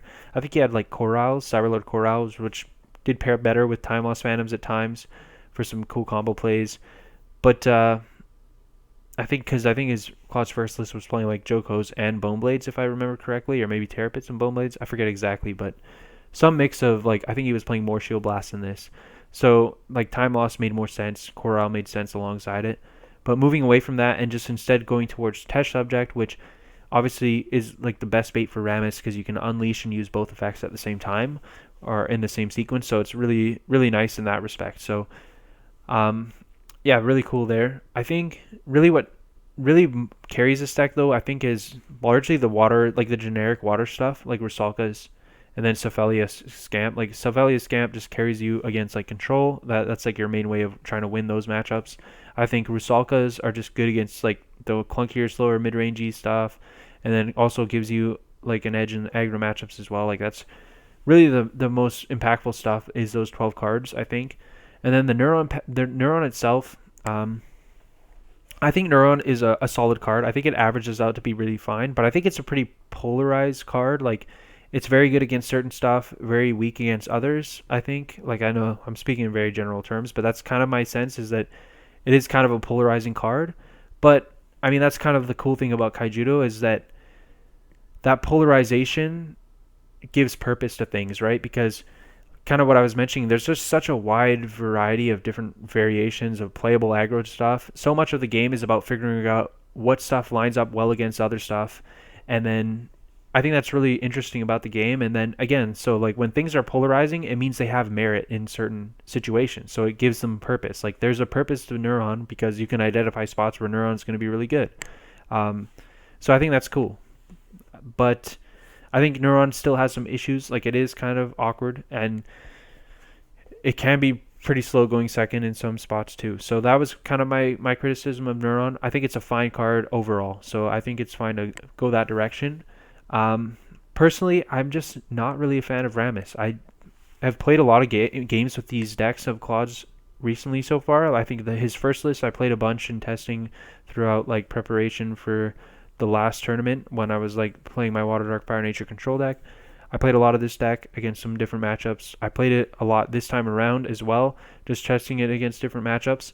And I just don't love Rammus's card, honestly. I feel like it's kind of similar to Neuron, where it's like really hard to use going second effectively, like especially because like you're so weak to disruption from other aggro decks, like and other tempo stuff, like just Rusalkas and Bone Blades and Piercings especially is a huge backbreaking card.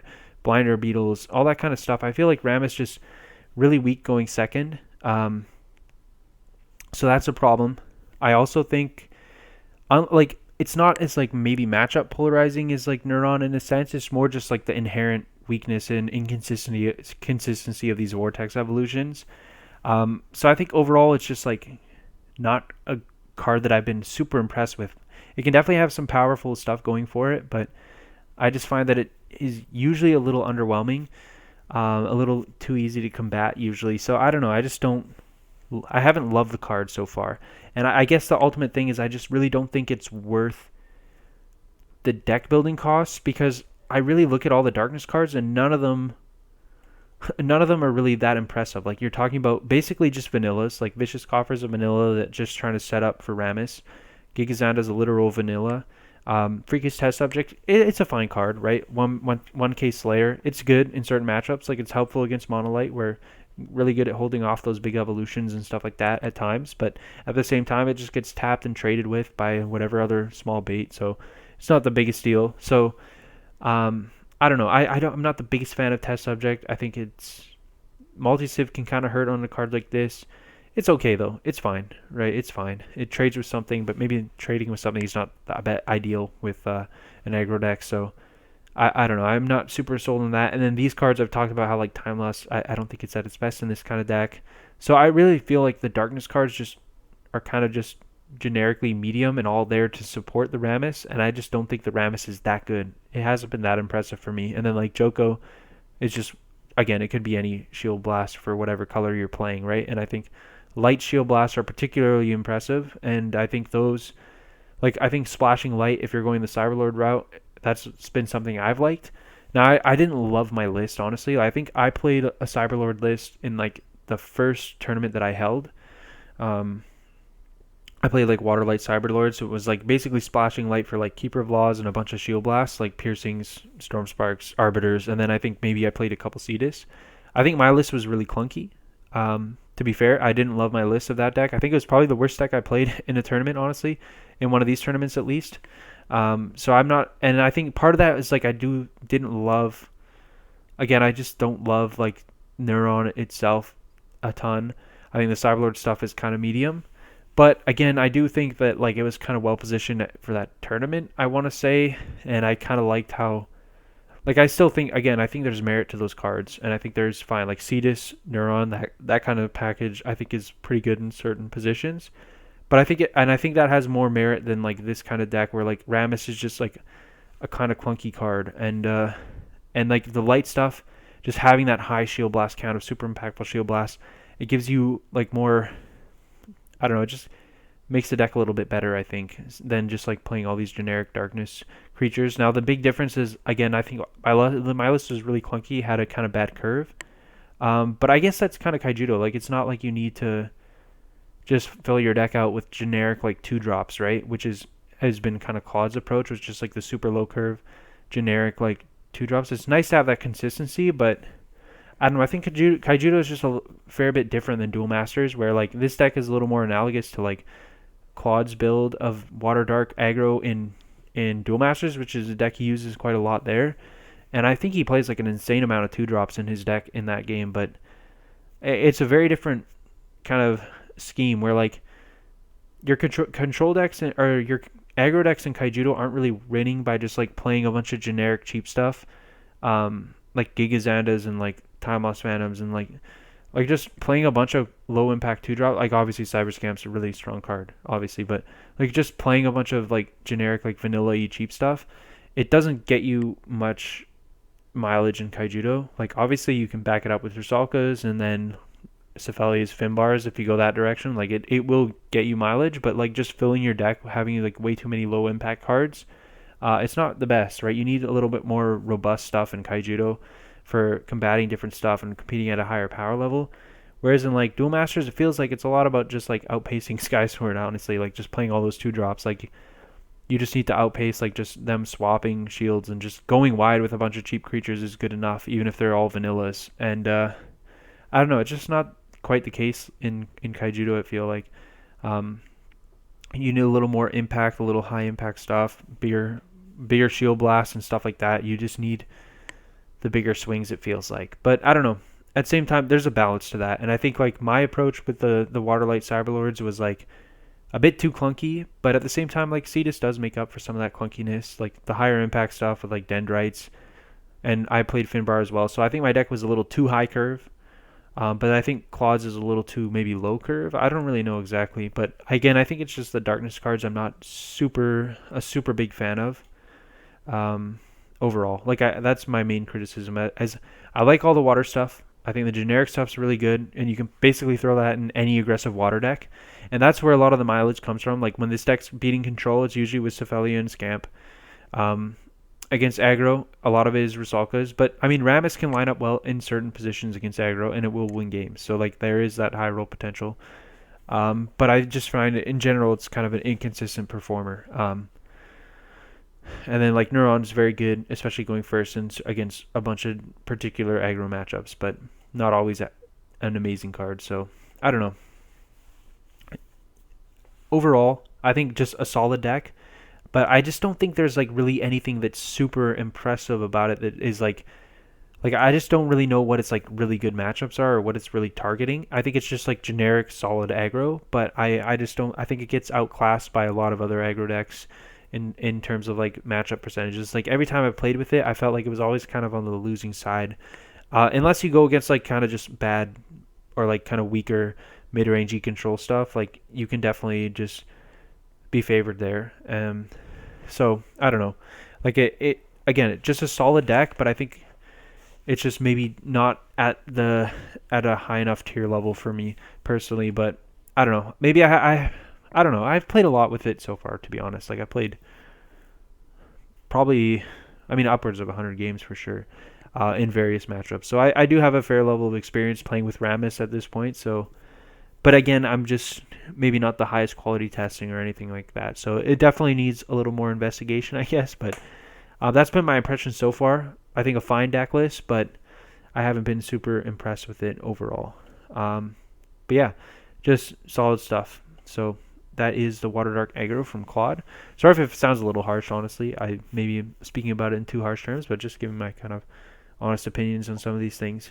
So here we have White Ranger's 5 Mystic deck. So unfortunately this was the last place deck in the tournament, but I mean it is playing 14 Mystics, so I guess there's not too much that you would really expect different. I don't know. I don't really know too much what to say. It's kind of maybe what you'd expect from just like a Mystic pile. Like it's just a lot of blockers and then a bunch of Shield Blast removal and stuff like that, and just trying to piece things together. But the problem is it's just hard to make this kind of thing work. Like I said kind of earlier maybe, is that if you really want to win with Mystics, you kind of just have to win the game with other cards, and then just have the Mystics as this like random afterthought where you're just basically BMing your opponent by just putting them into play. So yeah, trying to win the game this way just doesn't really pan out too much. Like I think the one game White Ranger ended up winning this tournament was against Darksteiner's Toxtra Rush, where I mean he just maybe had like, I think Darksteiner had kind of a weak aggro draw, and then you just have like maybe a couple Shield Blasts or whatever, and then you kind of just end up, I think White Ranger ended up winning with just like Major Owl and like a Mystic just attacking for lethal basically. So like actually taking the time to like drag things out and assemble all the Mystics is just not really going to happen too often, especially through disruption and stuff like that, which is definitely the problem when you play against decks that are capable of removing the Mystics, which like I think White Ranger got kind of handled by Claude as well, where you just like get your mystics bounced by Rusalka and stuff like that, and just Cephalias and other powerful aggro tools. They just kind of push your crap in, and you just kind of lose. So yeah, the mystics just are obviously not great cards. Like Mystical Water is fine, but it's also just a super slow card, right? Especially when you're just like largely searching Crystal Memory. It's just very slow. Like I have it, I like it in certain decks and certain roles, but overall, just kind of a medium card.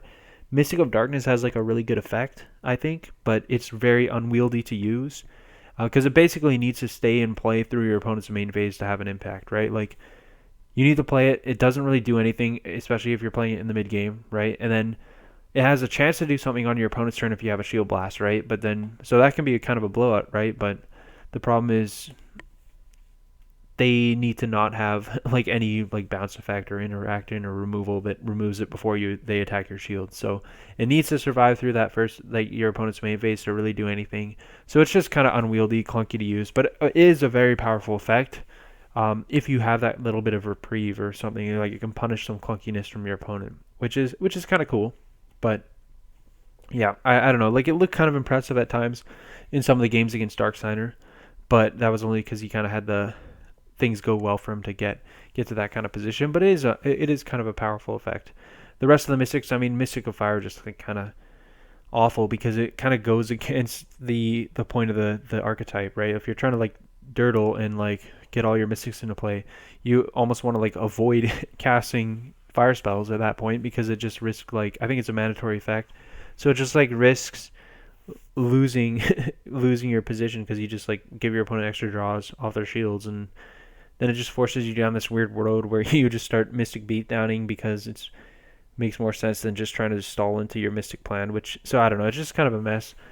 um yeah, but I don't know, overall like I just think there's not too much you can do with this kind of direction. Like you can definitely steal some wins like just having these control spells, but the problem is you just play so many medium cards, and then your mystics end up just being these weird stats that kind of contest the board alongside all your removal spells, but it's just very fragile, lots of weakness to the whole thing that makes it kind of hard to do. So yeah, kind of predictably, I think White Ranger just unfortunately had maybe tough matchups on top of just not like a kind of just gimmicky deck, or I don't know if gimmicky is the right word for it, but yeah, just kind of lower tier archetype, I guess. But yeah, so unfortunate performance, but I mean, I think I would probably go 0-3 with the Mystics too if I had to play a list. Like I said, my approach to Mystics, I would just be throwing them in the deck out Coral lock that I profiled on the channel. I think like it actually has like an actual metagame kind of purpose at least, but it's super niche. Like you could use the Mystics if you were worried about playing in a field where a bunch of people were bringing like 100 or 200 card piles. Like if that was something you were concerned about for whatever reason, then you could bring the Mystics and then you could win with that win condition and not have to worry about decking them. So I guess that's like the one piece of utility they have. But even then, that might be invalidated by the fact that you could just like maybe add like one other like double breaker or something, or just add another threat so that, and then you just go with the plan of just pulling every attacker out of your deck, and then you just, rather than trying to deck them, you just try to kill them naturally. And maybe that's actually more effective and more slot efficient to just go that direction rather than still using the Mystics. So maybe even the Mystics do have zero purpose, but I don't know. I like to think that they have a minor amount of purpose in like a niche application that would pretty much never come up, because who's really playing 100 and 200 card piles, right? So I don't know. But so yeah, I think the Mystics, I mean, they're ugly cards and they're awful cards, and really not much more to say beyond that. So it is what it is, I guess. So that was Kaijudo Open number 8, all the deck lists being shown.